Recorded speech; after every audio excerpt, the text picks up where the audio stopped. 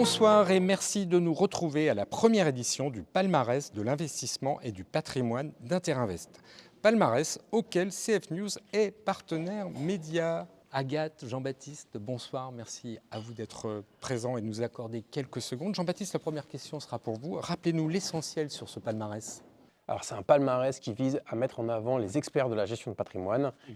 Et il est inversé, puisqu'en fait, les votants, ce sont les fournisseurs, les sociétés de gestion elles-mêmes qui vont désigner parmi les experts qu'ils connaissent de la gestion de patrimoine dans leurs distributeurs, qui sont les meilleurs, les plus pointus, les talents cachés qu'ils veulent faire émerger. Qu'est-ce que ça change concrètement pour eux ? Sa chance, c'est que le votant, ça va être celui qui a la connaissance la plus fine du métier et donc il va pouvoir vraiment identifier l'expert en private equity. On connaît qui sont les experts dans les distributeurs qui connaissent le mieux le produit. Et bien c'est celui-là qui va être mis en avant.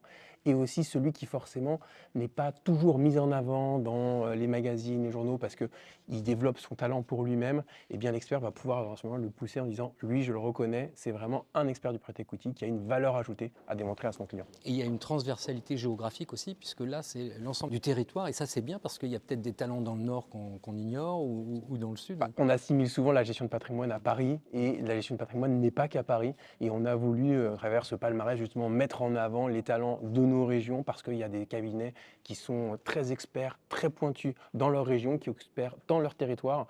Et c'est une occasion de les mettre en avant en leur disant vous aussi, vous émergez. D'ailleurs, c'est là où on a les plus belles surprises. Ça vient des régions, des gens qui sont peu mis en avant et là qu'on les voit émerger dans le palmarès. Alors Agathe, pourquoi sommes-nous partenaires ?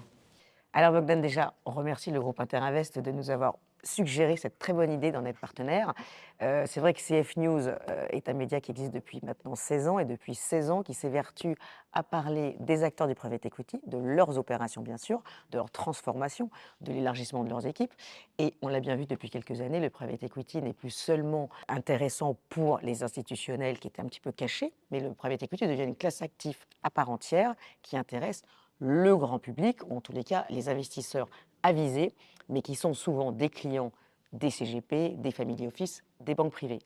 De ce fait, CF News, qui est un peu cette vitrine de toute cette activité et de tout ce bouleversement qui affecte le private equity, ça nous faisait vraiment du sens de pouvoir être partenaire, de pouvoir témoigner encore une fois de cet intérêt pour la classe d'actifs, et là de mettre en avant ces acteurs qui vont aujourd'hui déjà et demain vont encore plus distribuer du private equity, de pouvoir savoir que sur CF News, il y a cette actualité qui couvre tous les jours leurs opérations, leur développement et la data qui va avec. Donc au niveau même pédagogique, je dirais que CF News est vraiment le média adapté pour suivre la transformation et la partie retail du private equity qui occupe maintenant tous les distributeurs de cet asset.